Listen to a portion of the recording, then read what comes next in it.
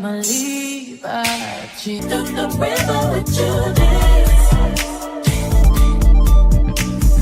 Tearing down the barrel of his gun, yes, he shot me down. I died and someone brought me back to life, but never to my senses. Bounce on that shit, can bounce on that shit, can.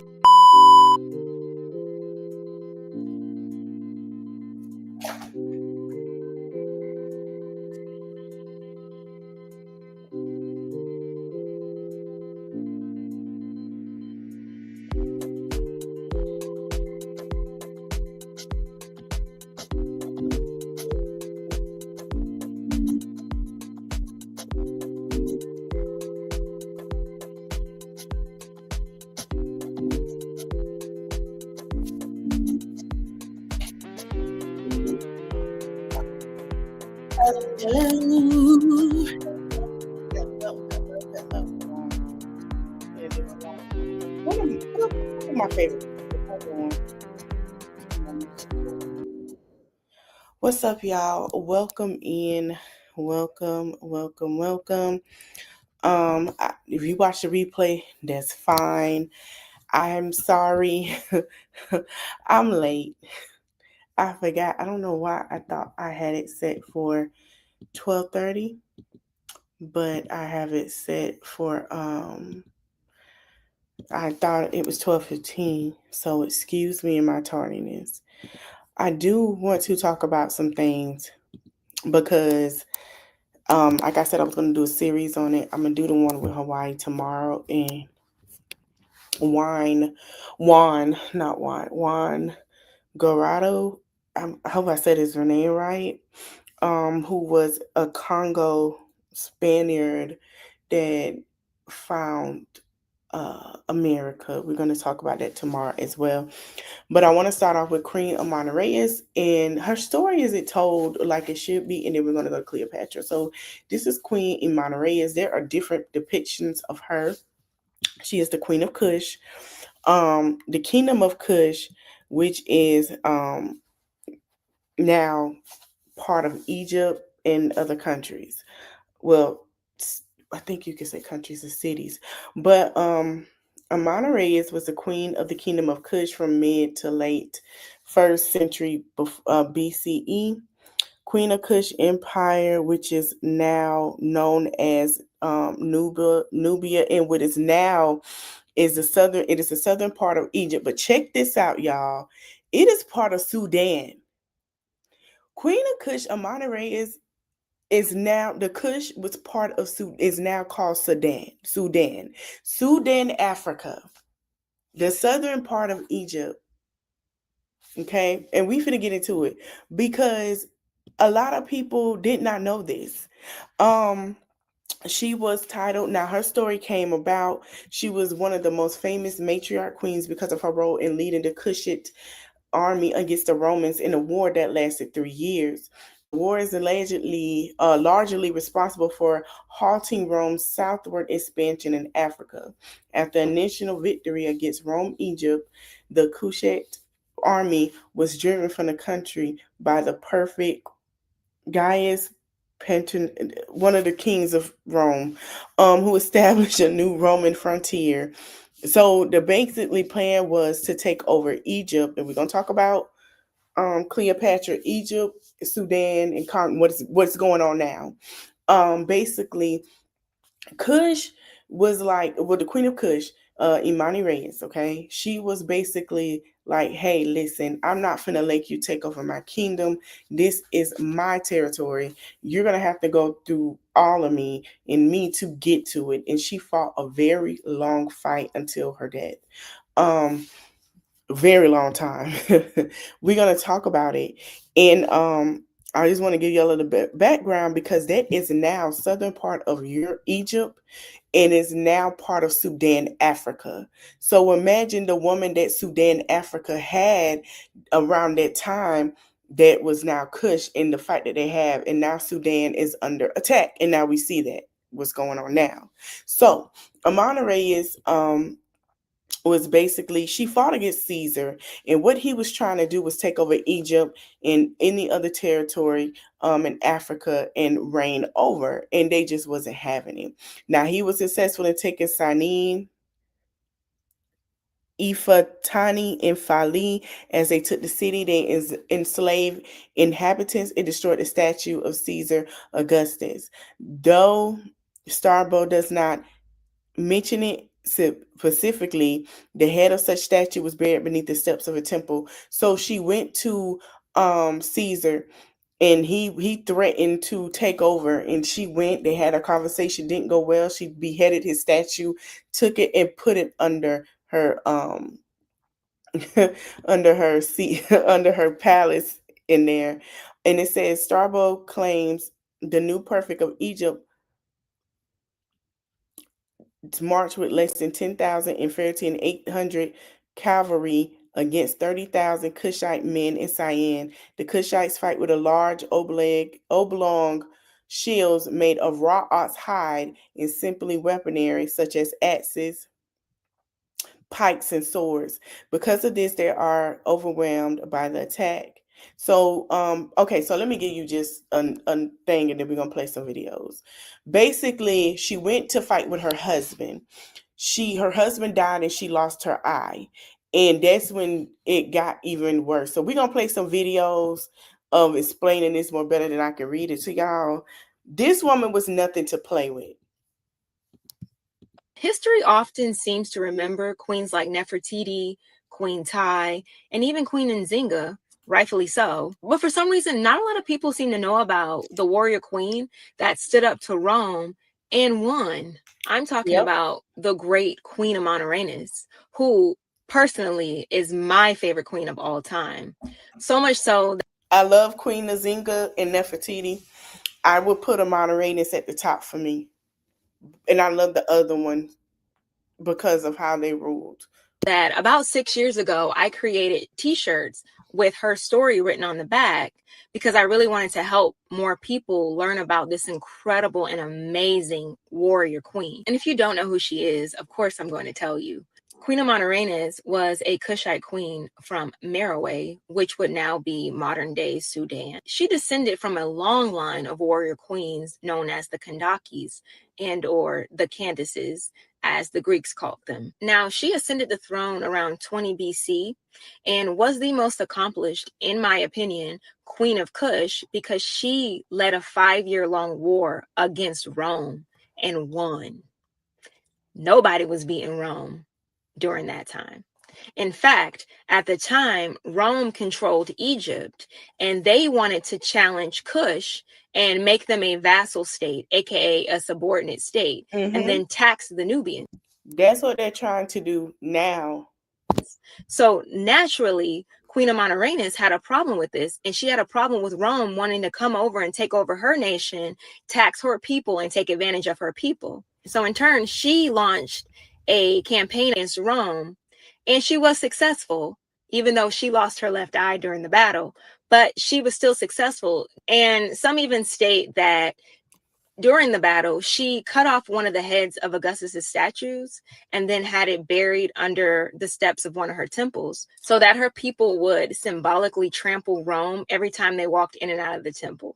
Of course, this caused Rome to retaliate against her, and they drove Amanirenas and her army back southward, being victorious in that particular leg of the battle.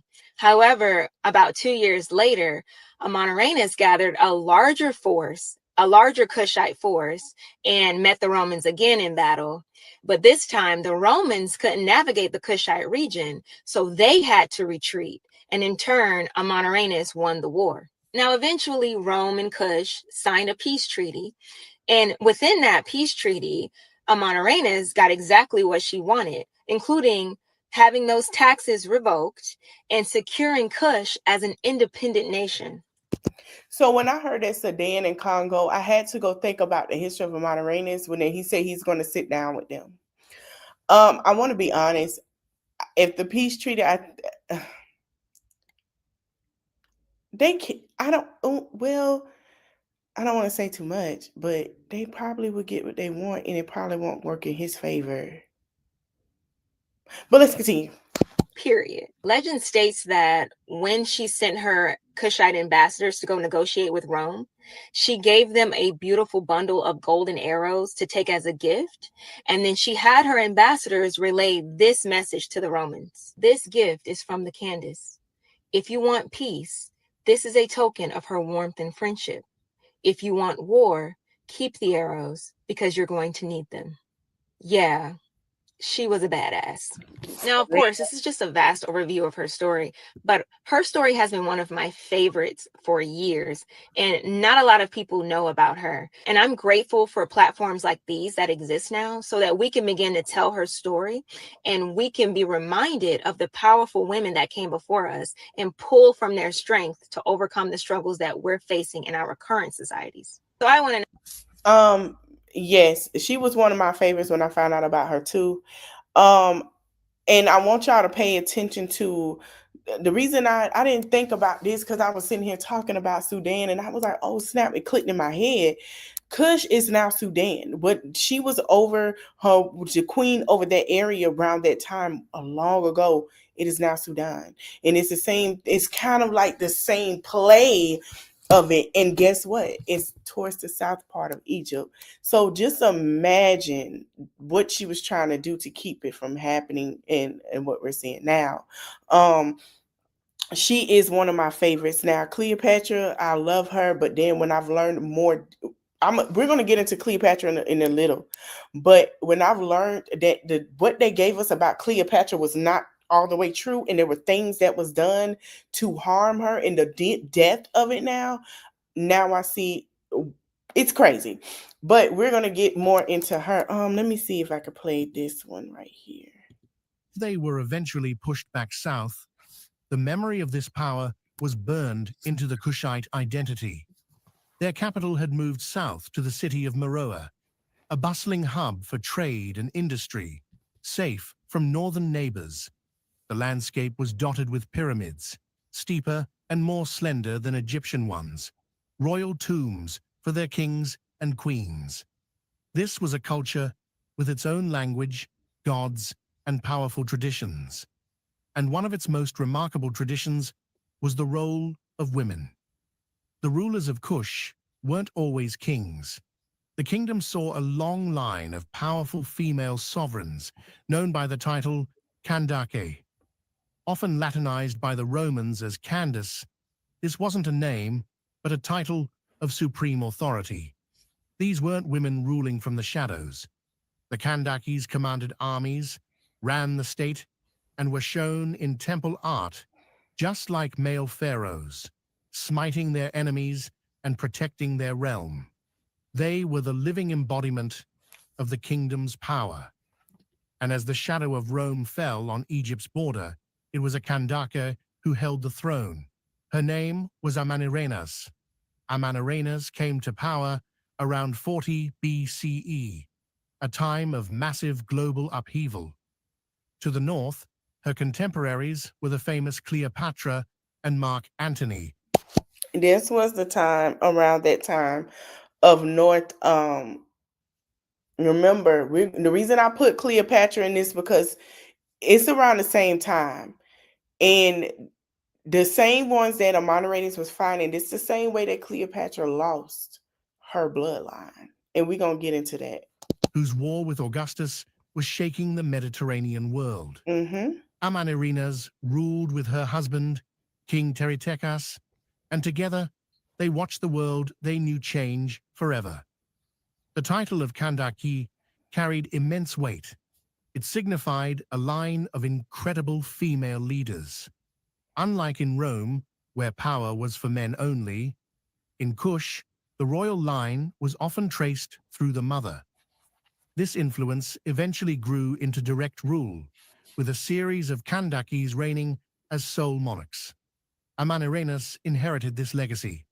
Her full title, Amnirense Kora Li Kdwe Li, translates to Amaniras, Kora, and Kandake. The word Kor was the title for a ruling king, so its inclusion alongside Kandake suggests she wasn't just a regent. She was a sovereign ruler with absolute authority. Then, as the storm with Rome gathered, tragedy struck. Her husband, King Teretechus, died. Amanirenas was left as the sole ruler of Kush, responsible for her people and her son, Prince Akinidad.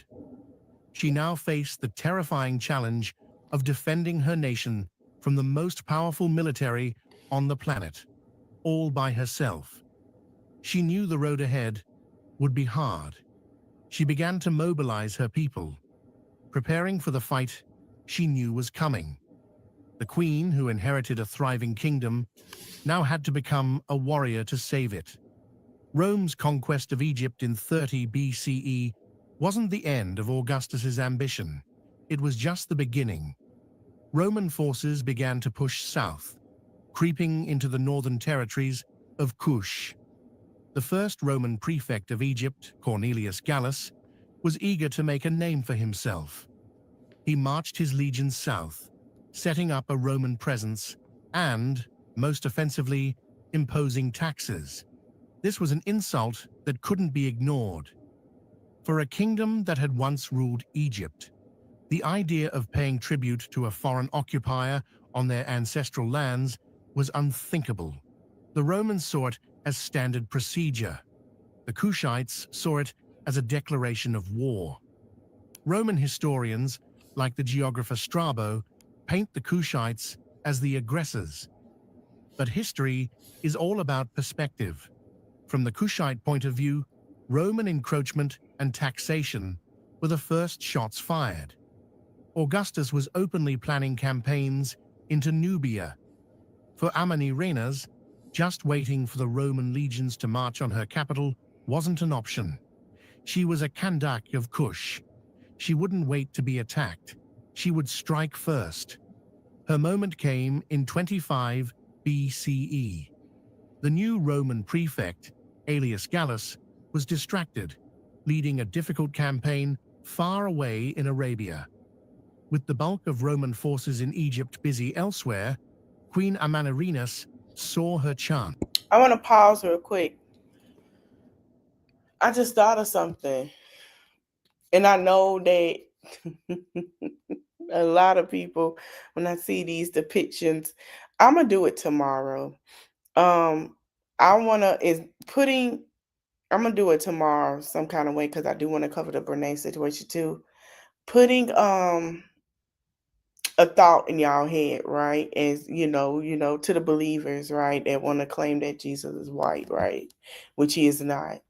Y'all gotta imagine the Hebrews who moved from Egypt to Iran and all of that, and who, if y'all paid attention to the movie, and it's historically, because we know he's not palm color, who the Romans pushed towards there. Pushed them towards where, so you gotta imagine how close those two countries are, Egypt and Sudan, are to what's Iran and stuff, right?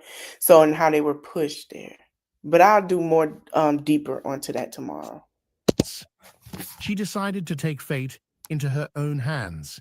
This Hey, wasn't going to be a Cece. small border raid. This was a Happy full-scale Friday. invasion. Kansas 66. The I'm queen sorry, left girl. her Happy throne in Friday. Meroe and took her place where a Kandaki belonged, at the head of her army. In 24 BCE, a massive Kushite army, 30,000 strong, stormed across the border into Roman-held Egypt.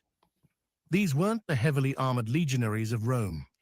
Kushite soldiers carried swords, axes, and their famously lethal bows with large shields of raw oxhide. But what they lacked in Roman-style gear, they made up for in ferocity and loyalty to their queen. And their queen was right there with them.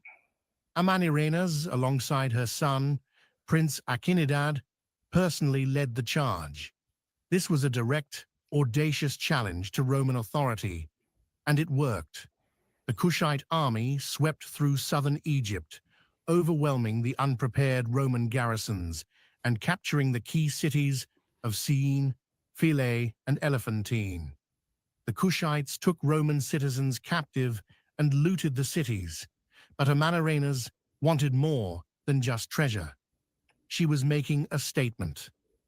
Throughout Roman territories, statues of Emperor Augustus stood as symbols of his divine power.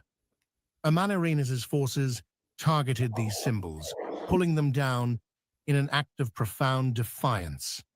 But one trophy was saved for a special fate. The Kushites decapitated a magnificent bronze statue of Augustus. They didn't melt it down. They Nope. carried the head all the way back to their capital, Meroe. There, in a brilliant act of psychological warfare, they buried it beneath the steps of a victory temple. They made sure that every person entering that temple would forever trample on the face of their enemy. For nearly 2,000 years, that head lay perfectly preserved in the sand. When archaeologists finally dug it up in 1910, its striking eyes still stared out with the calm, divine power it was meant to project. But its location told a different story. It was the story of a Kushite queen who took the symbol of Roman power and literally put it under her people's feet. It sent a message to Augustus and the world. Kush would not be broken. The first phase of the war was a stunning success, but the war was far from over. The Roman Empire doesn't take insults lightly. The battles that raged on the Egyptian frontier were fierce. Queen Amanirenas wasn't directing the war from some distant palace. She was on the front lines, fighting beside her soldiers. It was in the heat of one of these clashes that her legend was forged in blood. According to the Roman writer Strabo, Amanirenas was grievously wounded in battle. A Roman soldier's blow cost her an eye. To a Roman audience, this might have seemed like a disfiguring defeat. Strabo even called her masculine and blind in one eye, maybe trying to paint her as some kind of monster. But for her people and for history, that wound became her defining feature, a mark not of weakness, but of incredible resilience. She didn't quit the war. After she healed, the one-eyed queen returned to the fight. The injury made her an even more powerful symbol. She was no longer just a queen. She was living proof of sacrifice and defiance. She had faced the Romans, bled in battle, and refused to break. This personal sacrifice fired up her army. They weren't just fighting for a ruler. They were fighting for the warrior queen who had shed her own blood to defend their homeland. Her courage challenged every Roman idea about leadership and gender. While Roman emperors postured as gods from the safety of their palaces, this African queen was on the battlefield. The loss of her eye didn't end her campaign. It made it immortal. From then on, she would be known as the one-eyed queen of Kush, a warrior who stared down the Roman war machine and didn't blink. News of the Kushite invasion and the desecration of his statues reached Emperor Augustus. The insult was unacceptable. He couldn't let some kingdom he saw as a backwater defy him so openly. The response was swift and brutal. He sent in a new, hardened general to lead the retaliation, Gaius Petronius. Petronius was ruthless and effective, and his mission was clear: crush the Kushites and restore Roman honor. He marched south with over 10,000 infantry and 800 cavalry. Petronius's legions smashed into the Kushite forces. According to Strabo, the disciplined and better-equipped Romans overwhelmed the Kushites in open battle, pushing them out of Egypt and deep into their own territory. The Romans' advance was relentless. They stormed the city of Napata, the old religion, before the legions could respond. They made it impossible for the Romans to secure the territory they thought they'd conquered. The cost of occupying Kush, in both men and money, started to climb. Amanirenas even led another major attack, this time on the new Roman garrison at Premnis. Though Petronius managed to reinforce it just in time, The attack proved the Kushite army was still a serious threat. Listen, she had this going on for years. That woman was a bad mama jamma, baby. A bad one. There was no way you were going to do anything to harm her people. We're going to talk about Queen Nzinga also tomorrow, and how they moved, and then we're going to talk about how us the Vatican. I'm gonna try and put it up here about how this Christianity started.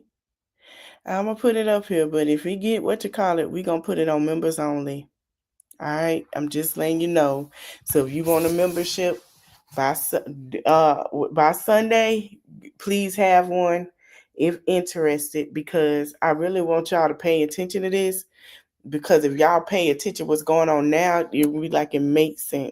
Some ancient sources even mention the Kushites using war elephants to terrorize the Roman soldiers. Oh, The wow. queen became a phantom, her army a constant drain on the Roman presence. Petronius controlled the ground his legions stood on, but he couldn't control the land itself. He was stuck. His real target, the capital of Meroe, lay even further south, a dangerous march through hostile territory. He had to choose, pour even more resources into a long, bloody, and expensive war, or admit that this was a fight Rome couldn't easily win. Queen Amanirenas had successfully made the conflict too expensive for the empire to continue. She had lost battles, and she had lost a city, but she was winning the war. After 3 years of brutal fighting, from 25 to 22 BCE, both sides were exhausted.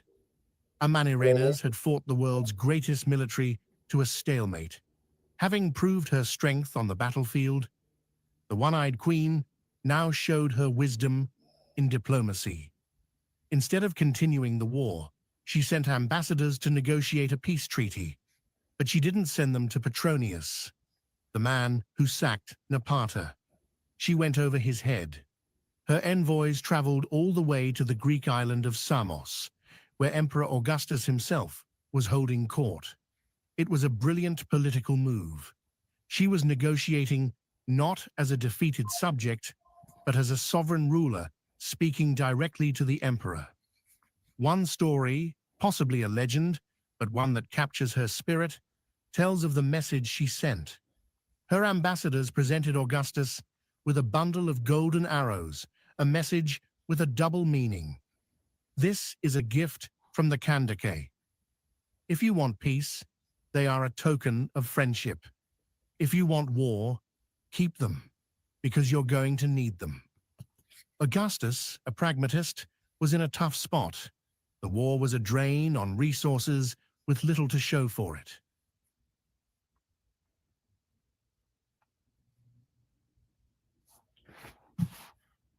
Hold on, y'all. Fighting a guerrilla war in the desert against a queen who wouldn't quit was a losing proposition. He chose peace. The treaty that followed was one of the most remarkable in Roman history. It wasn't a surrender, it was a peace settlement, and the terms were stunningly favorable to Kush. Augustus agreed to all of the Kushite demands. First, Roman troops would withdraw completely from all Kushite territories they had occupied. Second, and most importantly, Augustus cancelled all taxes and tribute. The Kushites would not be subjects of Rome. Their independence was to be fully respected. This was an almost unheard of outcome.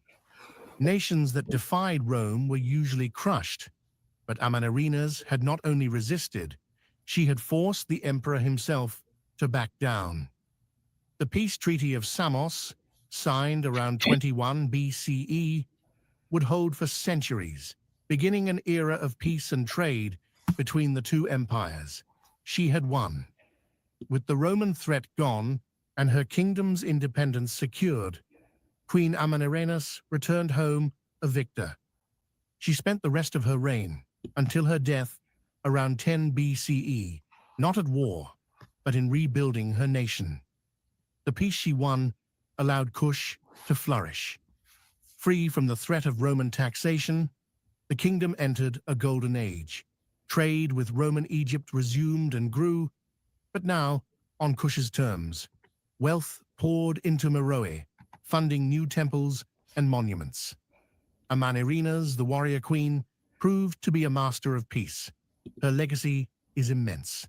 She proved it was possible to stand up to Rome and win, securing Kush's independence for another 400 years.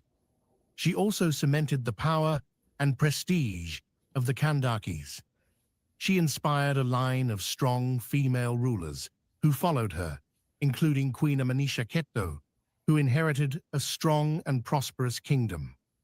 Today, the story of Queen Amanirenas is a powerful symbol of African resistance. In a history too often told from a European perspective, her story is a vital corrective.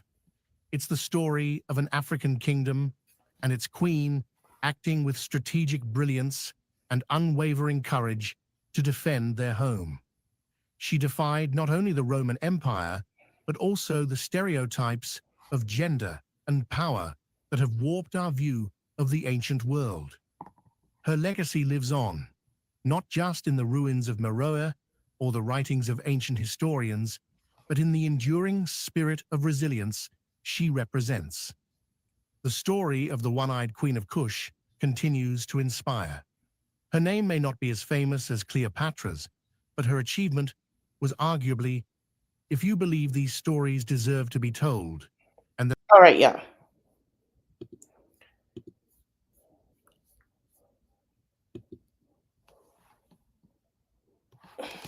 All right, y'all. I'm sorry. So that is the thing with Amani Reyes. I want to say this. I don't understand why they don't have a movie made about her. There is no movie made about this woman.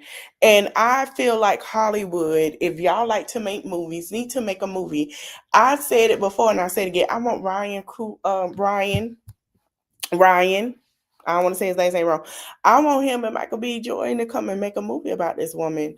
I want them to tell it because they're not telling everything. I don't even care if it's Jay-Z in his movie making, but we would love y'all to make a movie about this. This is important. We don't even have a movie about her. People don't even know, and I feel like this need to be told.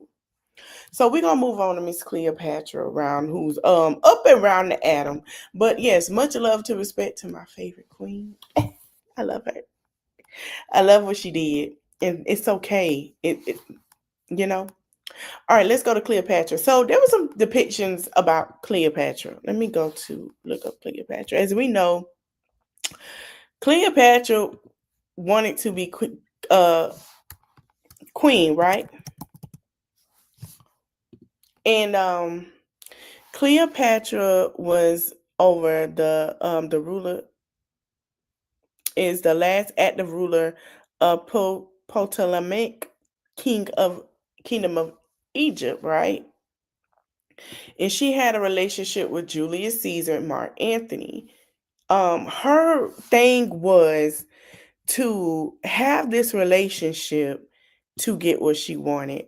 Now, a lot of people sat here and depicted her that she didn't look like this.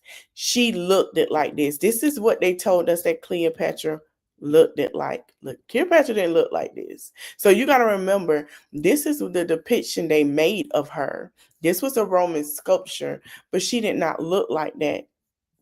Hold on. Let me go to the actual picture of her. Cleopatra was depicted as a white woman. This is the sculpture of Cleopatra. Let me show you. Right here. This is the depiction of her. It's so many depictions of her. Let me click back on this. Here we go. It's as well. So these are Egyptian models of her. Cleopatra has been looked at as for Roman for years of what they thought she looked at like, what she would look like. And that's just not the thing. I'm trying to get a good picture. It's so hard to have a picture of her. Let me see.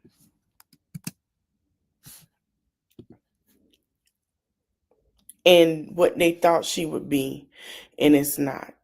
But let's get into it. I'm gonna show. Let me make this one. You gotta understand that Africa is in Egypt, so they're trying to give us a new face of Egypt. But we're gonna be honest. This is what they looked like. And let's go look at this. Let me click on that.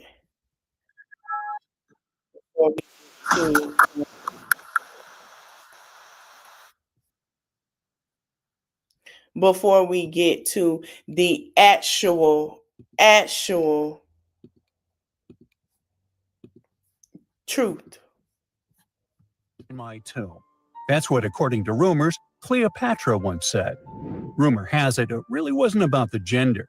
She wanted no living soul to disturb her, and I think she meant that no human would ever discover the location of her grave. But, surprisingly, it was indeed a woman who was closer than anyone before to finally discovering the Queen's resting place. Meet Kathleen Martinez Berry, a criminal lawyer turned archaeologist. She got so intrigued with Cleopatra's story that she packed her bags and went to Egypt with no official support and even no permission from the authorities.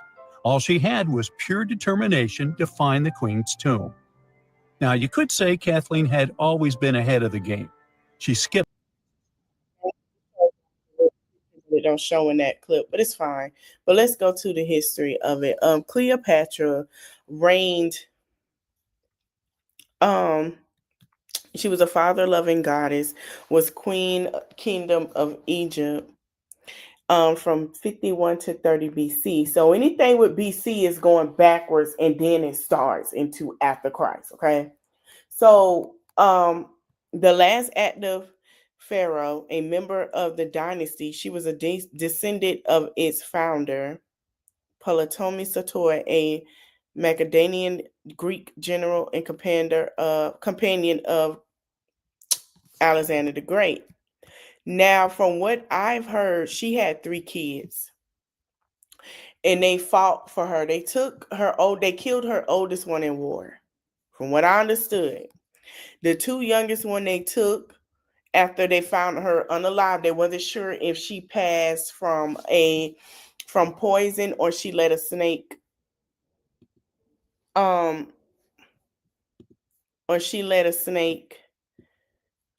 bite into her. Hold on, y'all. I don't know why my stream on Facebook acting up. Let's just continue over here. So they didn't know, right? But her 2 younger twins that she had with Mark Anthony after they unalived him, they killed those kids, allegedly threw them in the river of such. So Cleopatra bloodline has stopped. Her story was never told truthfully until thousands of years later, to where we have a documentary about the queens of Africa. And let me put in the real story of Cleopatra. A lot of people, it was a Black historian, teacher, and she came out and told the real truth of Cleopatra.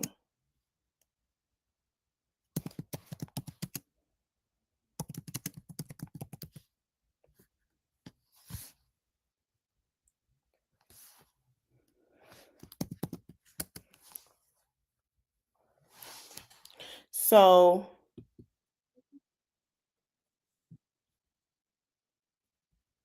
they do have her,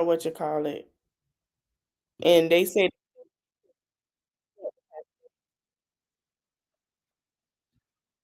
So I'm gonna let you guys see what she would have looked back. So if you guys look, you'll see what she really looked like.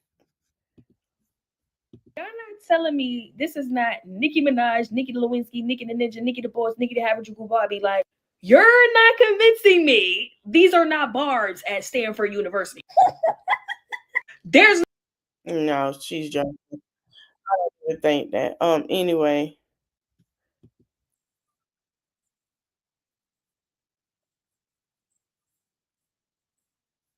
Let me see. Here we go.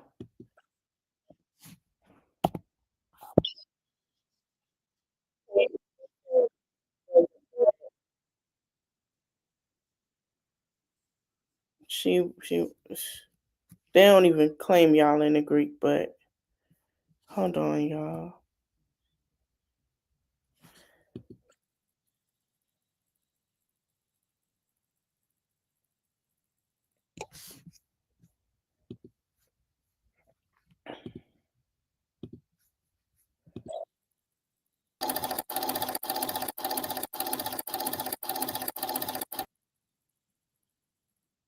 Okay. It's so hard to find it. Let me see. And I don't see why it was a worse rated history because let me see.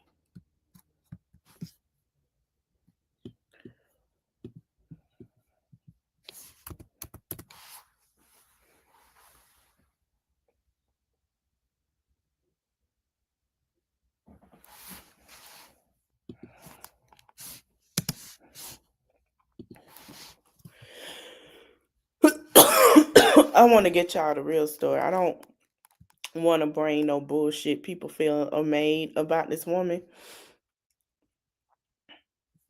I want to give y'all the picnically of how she looked because we have so many depictions. The way that I feel about Cleopatra, once I've learned how they took away her bloodline because of how she did things and because how she felt about things, we never got the real truth of who she was.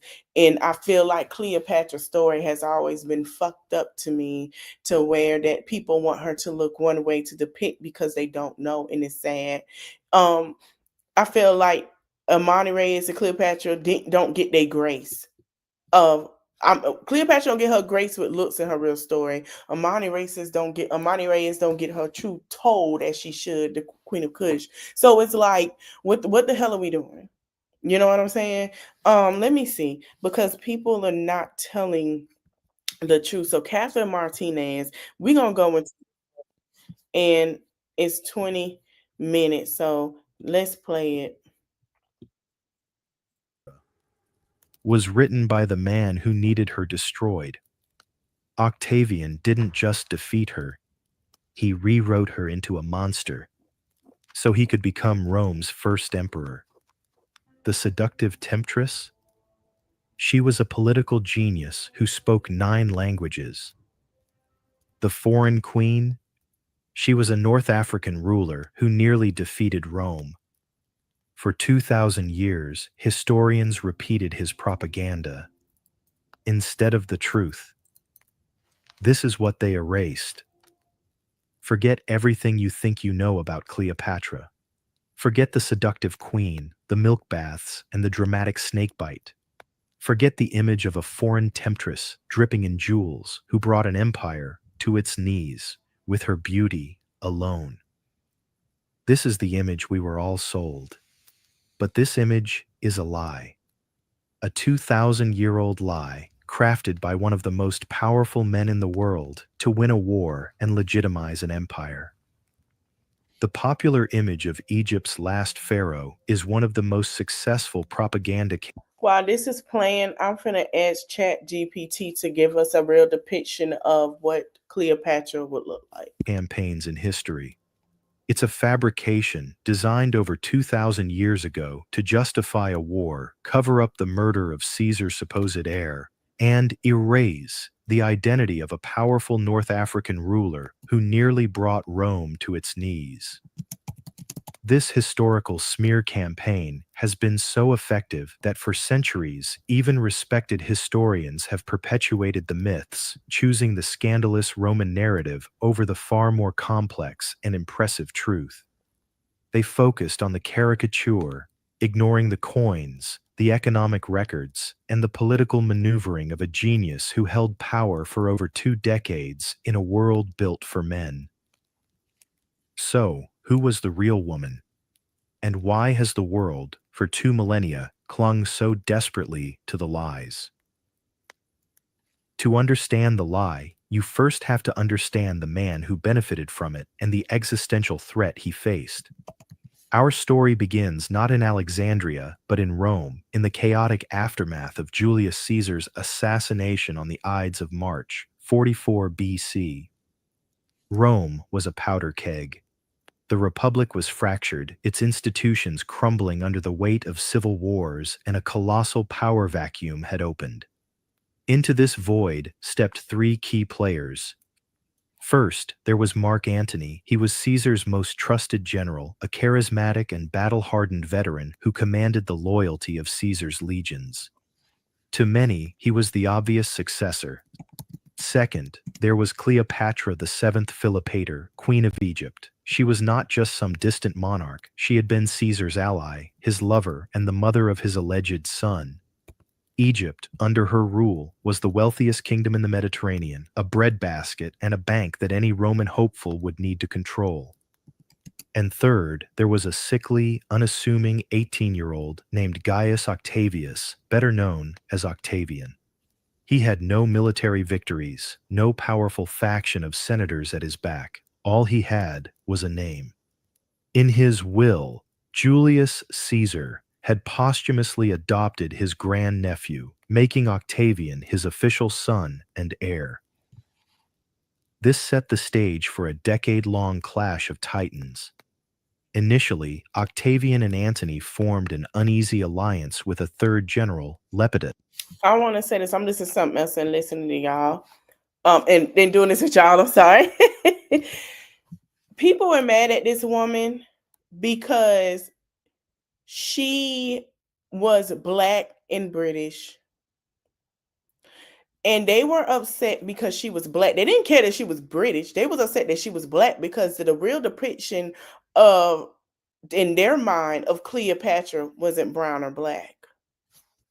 Creating the second triumvirate. They divided the Republic, with Antony taking the rich, glamorous East and Octavian taking the troubled West. But this alliance was just a temporary truce. Both men knew that Rome wasn't big enough for the two of them. And at the heart of their rivalry was not just ambition, but a deeper, more fundamental problem for Octavian, a little boy in Alexandria. His name was Ptolemy XV Caesar, but he was known to the world by his nickname, Caesarion, or Little Caesar. He was the son of Cleopatra, who claimed he was also the biological son of Julius Caesar. This was a threat of unparalleled magnitude to Octavian. His entire claim to power, his authority, his very name, Caesar, was based on adoption. Caesarion's existence made a mockery of Octavian's legitimacy. While Caesar never officially recognized the boy in Rome, the claim itself was potent. If Caesar had a real son, then what was Octavian? A placeholder. As long as Caesarion lived, Octavian's position was fragile. And Mark Antony knew this. When he forged a political and personal alliance with Cleopatra, he gained not only Egypt's immense wealth, but also a powerful political weapon. In 34 BC, at a lavish ceremony in Alexandria, known as the Donations of Alexandria, Antony and Cleopatra presented themselves as divine rulers.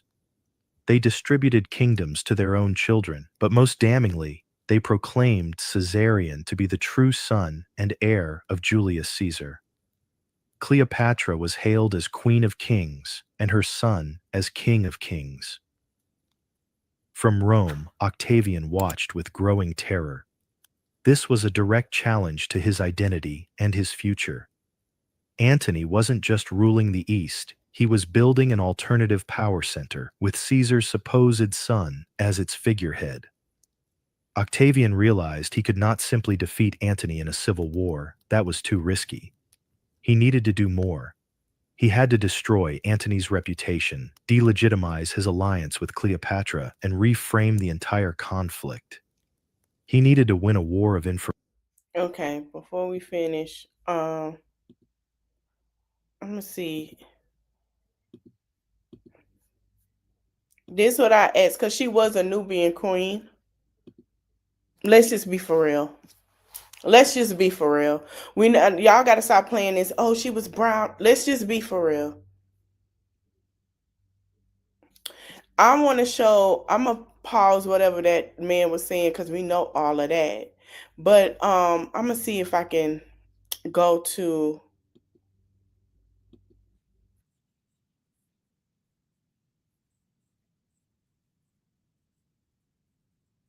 People thought that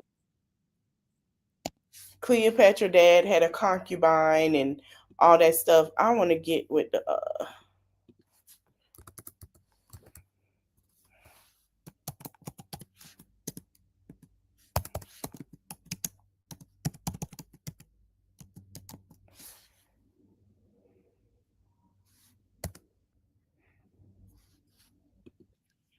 Okay, here we go. Is honestly one of my favorite stories in history and one of the most misunderstood. Now, see, this is exactly what I'm talking about when I say they're out here erasing and rewriting history. For as long as I've known, Cleopatra was Egyptian. And for as long as I've known, Egypt has been in Africa. But now, when you Google her name, they're calling her Macedonian Greek with Persian influence. And somehow, African ain't even part of the mix. Now, I'm not saying outsiders couldn't rule a kingdom. But come on, y'all. The facts are not facting. And if you just use a little common sense, a story tells you everything you need to know. Let's break it down. Cleopatra ruled Egypt, and Egypt is on the continent of Africa. Let's not make this harder than it is. Yes, her father came from a Greek family, the Ptolemaic dynasty, but by the time Cleopatra was born, they had been living and ruling in Africa for generations. And her mother? Now, see, that's the part folks don't want to talk about. We don't know who her mother was. There's no confirmed identity, no portrait, no clear ancestry. So, why do people automatically assume she wasn't an African? You notice how when the mother's identity is missing, people just fill in whiteness? Never mind that Cleopatra was born and raised in Africa. They can't prove she wasn't black, but they can act like they can. Keep it real. If her mama had blonde hair and blue eyes, we'd be looking at statues, paintings, and coins by now. And that's a fact. I always believed that she was black. I've always was told Cleopatra was black, and because she was born in Egypt, Africa. She's not South Africa. She's North Africa. It's still Saharan Africa. So same thing. Same thing. When you go to, I'm gonna show y'all how to the Egyptian leader now, when he had a celebration of Egypt, how he showed every black king and queen of Egypt and how he told everybody, yes. But since her background is unclear, they just erased the possibility of Africa altogether. Also, being part Greek or Persian doesn't erase being African. Mixed people existed back then too. And y'all know how I say, if your mama or your daddy's black, you black. That's how the world sees us. Don't try to switch it up just because it's Cleopatra. And here's something else that really sets her apart. Cleopatra was the first Ptolemaic ruler to learn the Egyptian language. Let that sink in. Everybody before her ruling Egypt without even speaking the language. But Cleopatra didn't just sit on a throne. She embraced the culture. She wore Egyptian clothing. She called herself the goddess Isis reborn. She connected with the people on the spiritual and cultural level. And look, I'm just saying, if she was the only one in her royal line to go that deep into the Egyptian culture, maybe that pride came from inside the house. Maybe her mama, who nobody wants to name.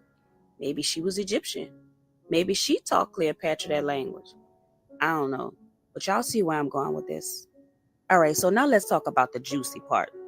So y'all know my girl Cleopatra had two very powerful baby daddies, Julius Caesar and Mark Antony. And they weren't just flings.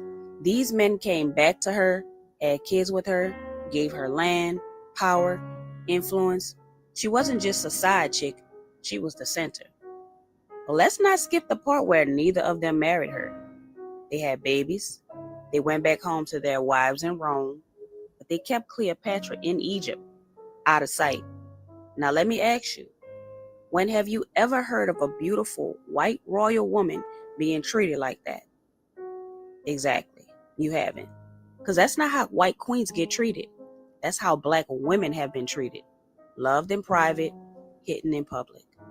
Y'all know we just did a video talking about those secret black families. So it looked like this has been going on, y'all. Now let's talk about the kids. With Caesar, Cleopatra had a son named Caesarion. And yes, she literally named him Little Caesar. That definitely sounds like something a black mama would do. Your daddy named Caesar? Bet. We naming you Caesarion. Then, with Mark Antony, she had 3 more children, some twins, Alexander Helios and Cleopatra Selene, and her youngest son was Ptolemy Philadelphus. So no, this wasn't just casual. They built a whole family together. But again, neither one of them married her. Now let's talk about the end of Cleopatra's story. After losing the battle, Cleopatra and Mark Antony fled back to Egypt. Then came the rumor Cleopatra had died. Mark Antony was devastated. He tried to kill himself. They brought him to Cleopatra as he was dying, and he died in her arms. Y'all, that's love. That man couldn't live without her. But again, somebody that in love still didn't marry her? Come on now, y'all. That don't even make sense. This ain't rocket science. They loved her, but they couldn't bring her home. You know, like the old folks used to say, if they can't use your cone, then don't bring them home. Well, they must have got that from wrong. Bars. All right, I'm just playing. But respected until the end. All right, y'all. Oh,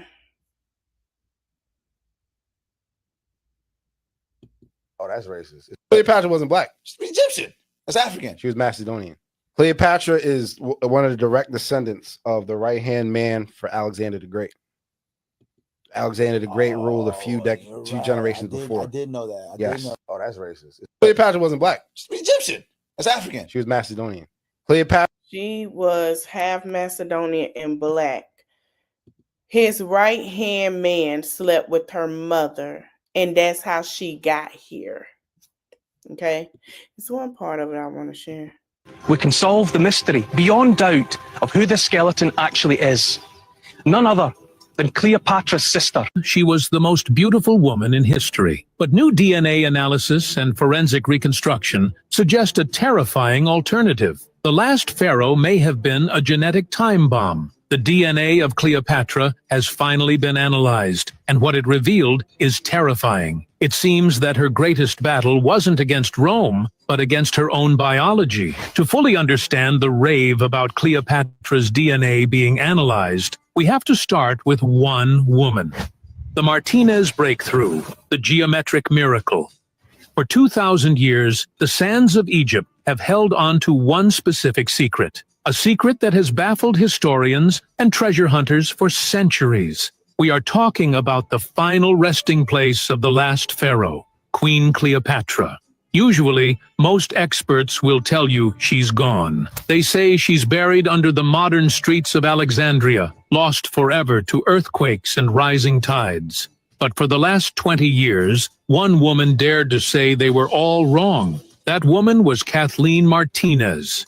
Martinez isn't your typical academic in a tweed jacket. She's a criminal lawyer turned archaeologist from the Dominican Republic. And she didn't approach this like a history lesson.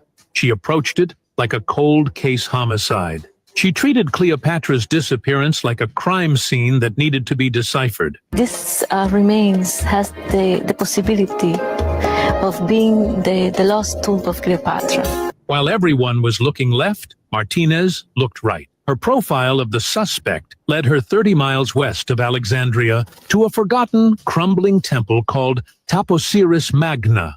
And in 2022, the ground beneath her feet finally revealed a massive anomaly. Martinez and her team smashed through the limestone and found something that shouldn't exist. A tunnel, but not just any tunnel. This thing is a shocking replica.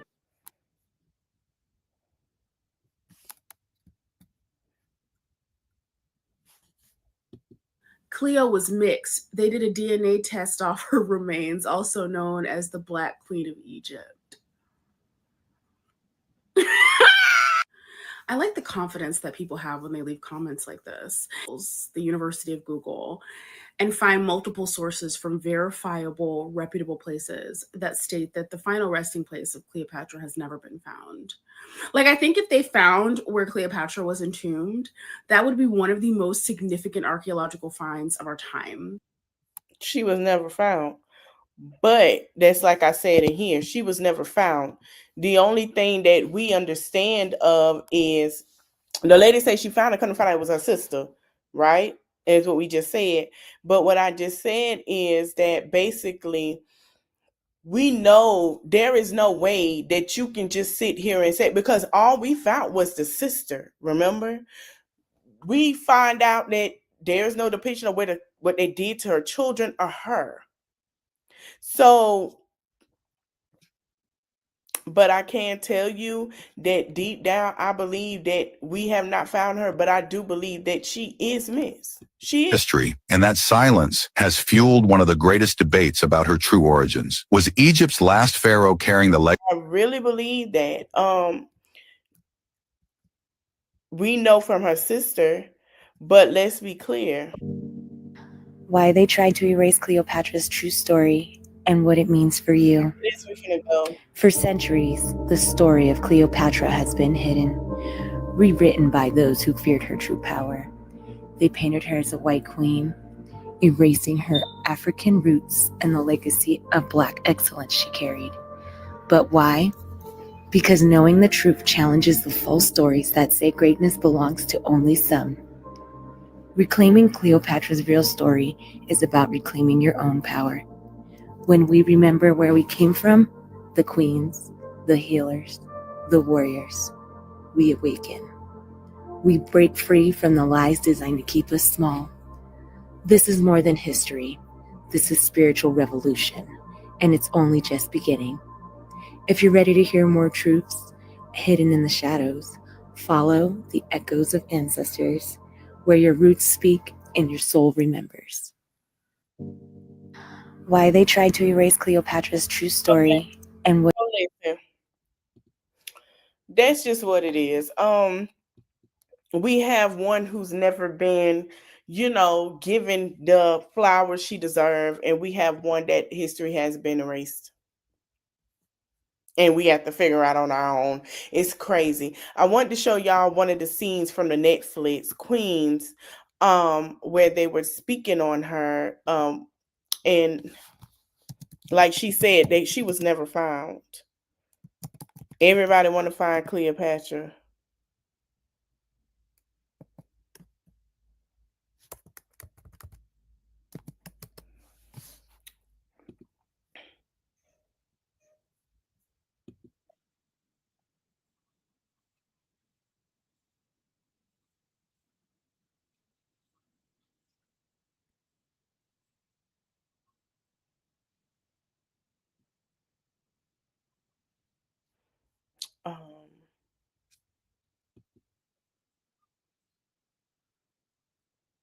But we knew that ancient Egypt was Black and Europeans invaded. And that's just the truth. And there was something that the history lady said, where she basically said, when she talked about it. And she said, basically telling people, like, her history, her bloodline was erased. Cleopatra has no bloodline for them to even go. Like Queen Amanirenas had a bloodline. Cleopatra didn't have a living bloodline that lasted long, and they made sure to do that. So we're gonna go into I'm gonna end this live because I have another live coming in at 2. Hold on. Let me make sure, because I don't want to put myself at 2:30. And then I have another live tomorrow. We're going to do the part 3 at 2:30. And then we're going to jump into, if anything else happened today for the Ramik. If not, we're going to jump into Juan tomorrow. I will be doing more of these queens and kings that you don't know of. Even here, I'm going to find some as well. So yeah, don't forget to like, comment, share, subscribe. I'll see you in the next one. Bye. It's in the reach of my arms, the span of my hips, the stride of my step, the curl of my lips. I'm a woman, phenomenally. Birds singing in the dead of night. They keep spoken